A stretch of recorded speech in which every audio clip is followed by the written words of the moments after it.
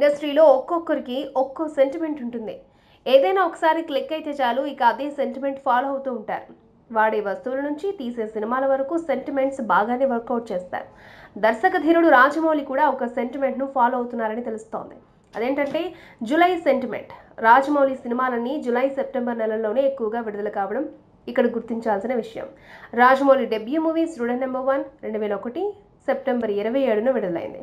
ఆ తర్వాత cinema Simhadri 2003 July 9న విడుదలైంది. ఆ తర్వాత సై తిరిగి 2004 సెప్టెంబర్ 23న విడుదలైంది.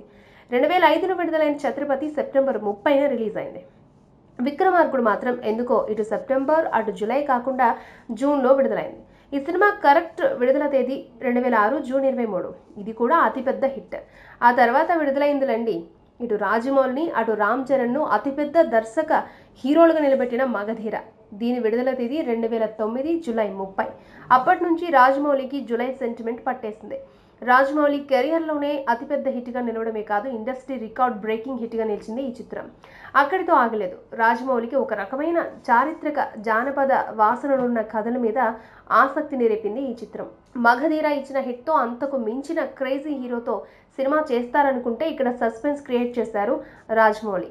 తన సినిమా కథలే కాదు, తాను ఎంపిక చేసే హీరోలు కూడా అంతు చిక్కరు అన్న సందేహం ఇస్తూ మర్యాద రామన్న వచ్చింది. ఇందులో కమెడియన్ సునీల్ హీరో. ఈ చిత్రం విడుదల తేదీ జూలై 10, 2010 జూలై 23. ఇది కూడా హిట్ కావడంతో రాజమౌళిని జూలై సెంటిమెంట్ వెంటాడడం మొదలుపెట్టింది. ఆ తర్వాత 2012 జూలై 6న విడుదలైంది ఈగ. ఈ సినిమా ద్వారా రాజమౌళి ఈగలు దోమలను కూడా హీరోగా చేసి సినిమాలు చేయగలరని నిరూపించారు.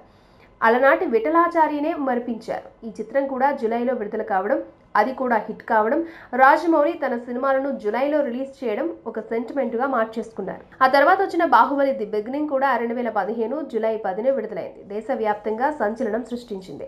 తర్వాత వచ్చిన కన్క్లూజన్ 2017 ఏప్రిల్ 28న విడుదలై కలెక్షన్ల సునామీ సృష్టించిన ఈ సినిమాలో రాజమౌళి తన జూలై సెంటిమెంట్ను మాత్రం ఫాలో కాలేదు. అయితే తాజా రాజమౌళి చిత్రం RRR మాత్రం 2020 జూలై 30న విడుదల చేయనున్నట్లు ప్రకటించారు. దీన్ని బట్టి చూస్తుంటే రాజమౌళికి జూలైలో తన సినిమాలను రిలీజ్ చేయడం ఒక సెంటిమెంట్గా మారినట్టు చెప్పాలి. అయితే రాజమౌళి కానీ ఆయన తండ్రి విజేంద్ర ప్రసాద్ కానీ ఈ నెలలో పుట్టలేదు. రాజమౌళి అక్టోబర్లో పుట్టినట్టు తెలుస్తోంది. విజేంద్ర ప్రసాద్ మే నెలలో పుట్టారు. ఇలా ఏ సంబంధం లేకుండా రాజమౌళికి జూలై సెంటిమెంట్ ఎలా వర్కౌట్ అవుతోంది? న్యూమరాలజిస్టుల మాటలను బట్టి చూస్తే ఏదో ఒక రిలేషన్ ఉంటుంది. మరి ఈ నెల ఏ రిలేషన్ ద్వారా రాజమౌళికి కనెక్ట్ అయిందబ్బా అన్నదే ఇప్పుడు సస్పెన్స్.